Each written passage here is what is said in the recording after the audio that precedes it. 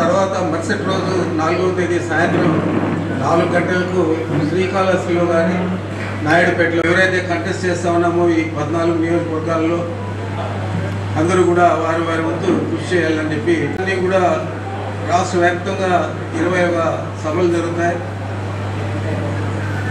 ఏంటంటే వీటినంతా రాష్ట్ర వ్యాప్తంగా వారు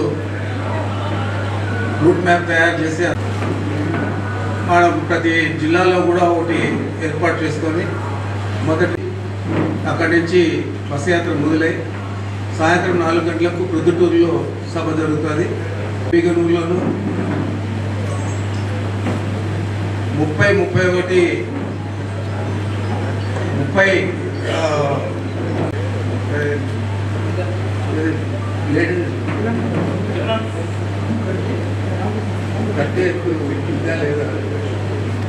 30 హాలిడే ఉంటుంది. 1వ తేదీ సాయంత్రం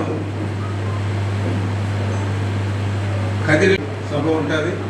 3-4 తేదీల్లో చిత్తూరు, తిరుపతి జిల్లాలో ఉంటుంది. ఈ మొత్తం కూడా రాయలసీమ జిల్లాలన్నీ కూడా ఆధ్యాత్మికంగా తీసుకొని మన రాయలసీమ ప్రాంతంలో బాగా అన్నీ కూడా సక్సెస్ కావాలని చెప్పి మన థ్యాంక్ యూ.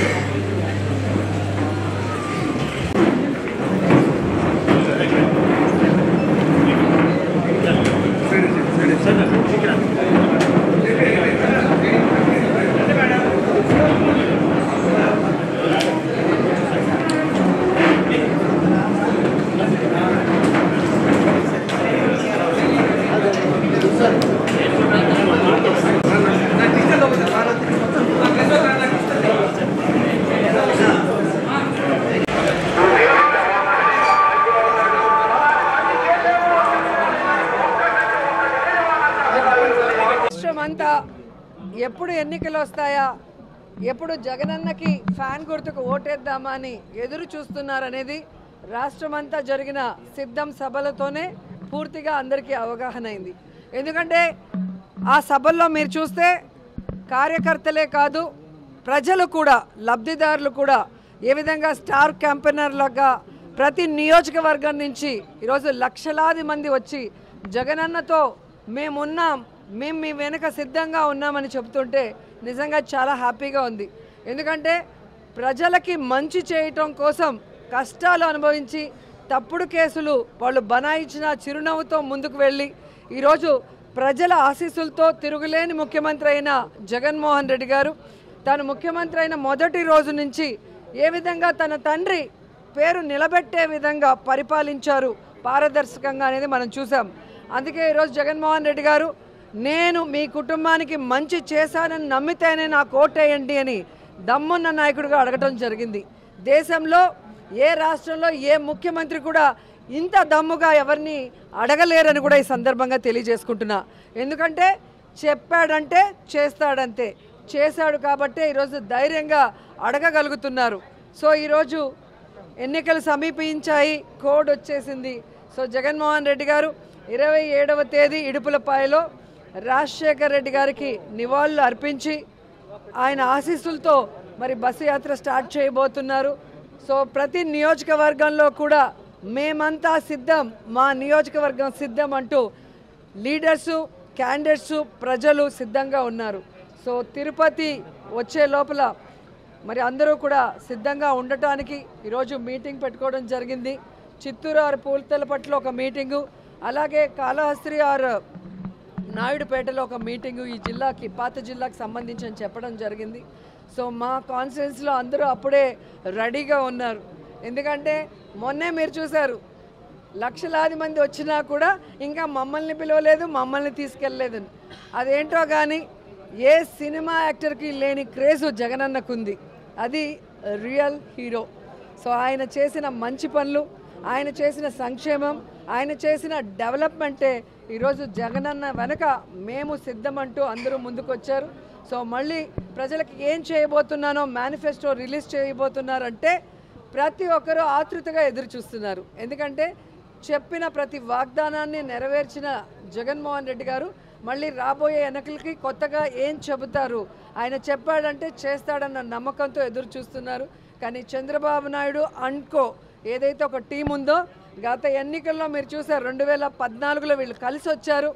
ఏ విధంగా ప్రజల్ని మోసం చేసి అధికారంలోకి వచ్చాక ప్రజల్ని గాలికి వదిలేసి ఏ విధంగా రాష్ట్రాన్ని అప్పుల్లో ముంచేశారో ఈ రాష్ట్ర ప్రజలు ఇంకా మర్చిపోలేదు. సో ఆ ముగ్గురు మళ్ళీ కలిసి వచ్చి ఈరోజు ఏదైనా మేనిఫెస్టో రిలీజ్ చేసినా ఎవ్వరూ కూడా నమ్మే పరిస్థితిలో లేరు. ఎందుకంటే ఇదే తిరుపతిలో వెంకన్న సాక్షిగా ప్రత్యేక హోదా ఇస్తామన్నారు, వెంకన్న సాక్షిగా బాబు వస్తే జాబ్ వస్తుందన్నారు, వెంకన్న సాక్షిగా ఎన్నో చెప్పారు. ఆ వెంకన్నకే ఈరోజు శటగోపం పెట్టాలన్న ప్రయత్నం చేస్తున్న వీళ్ళకి ఖచ్చితంగా వెంకన్న బుద్ధి చెప్తారు అని కూడా ఈ సందర్భంగా తెలియజేసుకుంటున్నా. ఎప్పుడైతే తెలుగుదేశం పార్టీ జనసేన వాళ్ళ అభ్యర్థుల ఫస్ట్ లిస్ట్ రిలీజ్ చేశారో ఆ రోజే రాష్ట్రమంతా మీరు చూశారు వైఎస్ఆర్సీపీ సంబరాలు చేసుకుంది. అంత ఏమంటారో అంత పేలవంగా ఒక candidate list Telugu Desam Janasena release చేయడం జరిగింది. మొన్న ఈ ముగ్గురు కూటమి ఏదైతే ఉందో బీజేపీ తెలుగుదేశం పవన్ కళ్యాణ్ మీటింగ్ జరిగిందో దాంతో అందరికీ అర్థమైపోయింది 175కి 175 వైఎస్ఆర్ కాంగ్రెస్ పార్టీ రాబోతుంది, మళ్ళీ జగన్ అన్నే ముఖ్యమంత్రి కాబోతున్నారని. ఎందుకంటే ఈరోజు ఈ మీటింగ్కి బీజేపీ వాళ్ళు జనసేన వాళ్ళు అందరూ కూడా బాయ్కాట్ చేశారు. అండ్ సీనియర్ మోస్ట్ లీడర్స్ ఎవరైతే తెలుగుదేశం పార్టీకి పనిచేశారో వాళ్ళు కూడా ఈరోజు సీట్ల పంపకాల్లో ఎంత దూరంగా ఉన్నారో మీరు చూస్తున్నారు. అంటే వేరే వాళ్ళు సీట్ ఏదైనా మారిస్తే దాన్ని ఎంత పెద్ద తప్పుగా చూపించిన చంద్రబాబు నాయుడు ఈరోజు ఏం సమాధానం చెప్తాడు? ఎన్నో సంవత్సరాలుగా తెలుగుదేశం పార్టీ జెండాను మోసిన వాడికి ఈరోజు సీట్ లేదు. ఎలాంటి వాళ్ళకి సీట్లు ఇచ్చారో మీరు చూస్తున్నారు. ఇక జనసేన గురించి అయితే చెప్పాల్సిన అవసరమే లేదు. 24 సీట్లు అన్నాడు, గాయత్రి మంత్రం అన్నాడు, అశోక చక్రంలో ఊచలు అన్నాడు. ఇప్పుడు 21కి ఇంకా త్రివిక్రమరావు డైలాగ్ రాసిచ్చినట్లేడు, అది చెప్పట్లేదు. ఆ 21లో కూడా దాదాపుగా 11 తెలుగుదేశం పార్టీ వాళ్ళు, మిగతా వాటిలో మెజారిటీ వైఎస్ఆర్ కాంగ్రెస్ నుంచి వెళ్ళిన వాళ్ళే ఉన్నారు. అంటే స్పష్టంగా పవన్ కళ్యాణ్ వెనక ఒక నాయకుడు కూడా లేడు అనేది ఇక్కడ అర్థమవుతుంది. అక్కడ మిగిలిపోయిన చెత్త ఇక్కడ మిగిలిపోయిన చెత్తని ఏరుకొని క్యాండిడేట్లని అనౌన్స్ చేసుకునే దౌర్భాగ్య పరిస్థితికి రావటం అనేది మనం గమనించాలి. అండ్ ఈరోజు సీట్ల పంపకాలు కూడా కాన్స్టిట్యున్సీలు ఎంపీలు కానీ ఎమ్మెల్యేలు మీరు చూస్తే ఎవరెవరికి ఏం అలాట్ చేస్తారో మీకు పూర్తిగా అర్థమైపోతుంది. చంద్రబాబు నాయుడు బీజేపీని జనసేనను మోసం చెయ్యాలి అన్న ఆలోచనతో సీట్ల పంపకాలు ఎలా చేశాడు, ఆ సీట్లలో కూడా తన అభ్యర్థుల్ని ఎలా పంపించి పెట్టుకున్నాడో చూశారు. కాబట్టి ఒకరికి ఒకరు పడక మొత్తం ఆ కూటమి అంతా